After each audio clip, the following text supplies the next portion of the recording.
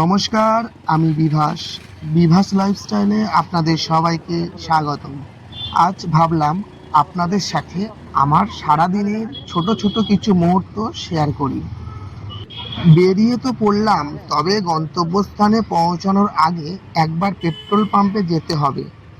রাস্তা জ্যাম খুব একটা নেই, তাই তাড়াতাড়ি পৌঁছে যাব আশা করছি। আসলে এই সময় রাস্তা ফাঁকা পাওয়াটা খুব ভাগ্যের ব্যাপার। যাক, কথা বলতে বলতে পেট্রোল পাম্পে পৌঁছে গেলাম। আগে তেলটা ভরে নিই, তারপর আপনাদের সাথে কথা হবে।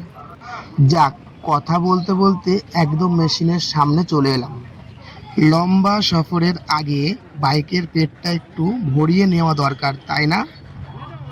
চলুন ঝটপট তেলটা ভরে নিয়ে তারপর আপনাদের সাথে আবার কথা হচ্ছে। ব্যাস, 210 টাকা তেল ভরে দিলাম। কিরে রণ, ক্যামেরা ঠিক আছে তো? চল আজকে পার্কে থেকে একটু ঘুরে আসি, তারপর একেবারে বাড়ি যাব।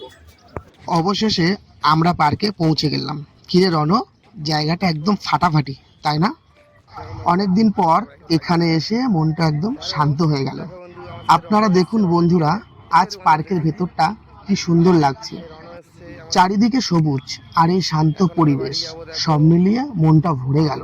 আসলে যান্ত্রিক জীবনে ব্যস্ততার মাঝে এরকম একটুখানি সবুজের ছোঁয়া আর শান্ত পরিবেশ যেন নিজের ব্যাটারিটা আবার নতুন করে চার্জ করে দেয়।